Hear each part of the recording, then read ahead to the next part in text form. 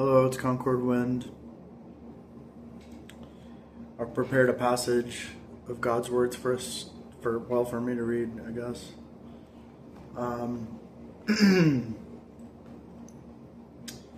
Though many people believe in God, few understand what faith in God means and what they must do to conform to God's will. This is because, though people are familiar with the word God and phrases such as the work of God, they do not know God, and still less do they know his work. No wonder, then, that all those who do not know God are muddled in their belief of him. People do not take belief in God seriously, and this is entirely because believing in God is too unfamiliar, too strange for them. In this way, they fall short of God's demands. And that is really interesting. Believing in God is too strange and unfamiliar. And it's like my neighbor, I asked her if she believes in God. She said yes. And then she was talking about how people who live to old age is due to their genetics. And the pollen that's in the air due to us entering into spring, that's due to Mother Nature. Like she's so conditioned to accept, philosophies of mankind and science and, just the mainstream secular opinions of people. She's able to accept all that, but she's not able to accept that God holds sovereignty over everything. The seasons change due to God's arrangements. The natural order of all things is in God's hands and in his control. The genetics of a person are determined by God, and regardless if their genetics are good or bad, the time that they die is in God's hands. I see people, my ex-best friend, Devin, he said, if God is real, shouldn't that be what we talk about all the time? Wouldn't that be the most important thing? And I love that statement.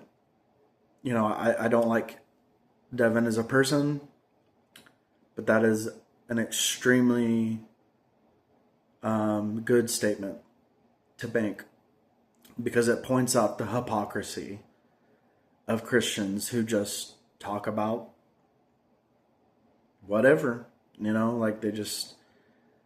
they don't include God in their conversations. They don't see God as sovereign.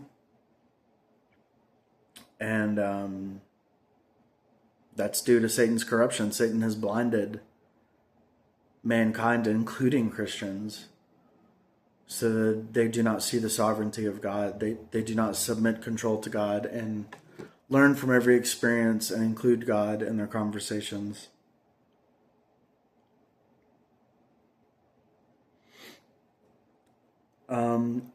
In other words, if people do not know God and do not know his work, and then they are not fit for God's use, and still less are they able to satisfy his will. Belief in God means believing that there is a God. This is the simplest concept as regards believing in God. What's more, believing that there is a God is not the same as truly believing in God. Rather, it is a kind of simple faith with strong religious overtones. True faith in God means the following. On the basis of the belief that God holds sovereignty over all things, one experiences his words and his work, purges one's corrupt disposition, satisfies the will of God, and comes to know God. Only a journey of this kind may be called faith in God. Amen. So,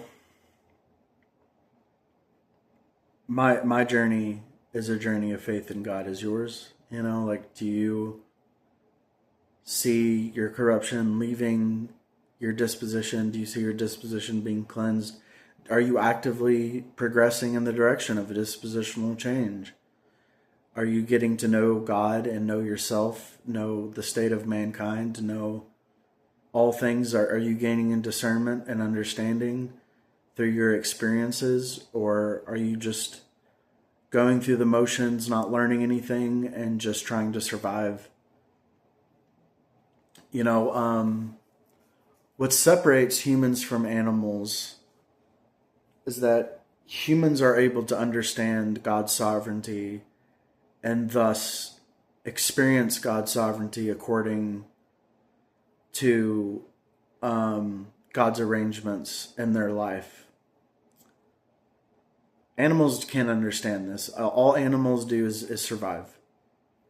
That's all animals care about. They just follow their instincts. They're very basic, simple creatures. And God doesn't expect them to understand his sovereignty. But God does expect humans to understand his sovereignty. If you're going to believe in God, you have to believe in his sovereignty, and you have to experience his sovereignty. So if you're unable to experience God's sovereignty, you're not fit for his use, you're not a qualified believer in God, and you're just a religious person. That's all you are. You don't really believe God is intimately involved in every part of your life. You know, there's a song that's really good, God is in the Story. That's a really good song. I can't remember the woman who sings it, but it's a collaboration song with Big Daddy Weave, which is a really weird name. But it's a great song. It's one of my favorite Age of Grace Christian songs. And, you know, God is in this story. He's in the story of the lives of each and every person. Very intimately involved in the lives of each and every person. And you have to actually believe that so that your perspective has to change so that you see everything as being under God's sovereignty. That's how I see everything. And I learn from everything. Everything is a learning experience. I either learn of the state of mankind, I learn of Satan's plot and schemes, I learn of God's intentions, I learn of myself, you know, and there's opportunities to practice the truth in each of those situations as well. And if you fail at first, don't worry. Just learn from your failure so that the next time you come across a similar situation, you're able to put the truth into practice, you know, and so that it's okay. Yeah. All right. That's it for this video. Thank you so much for watching. God bless and goodbye.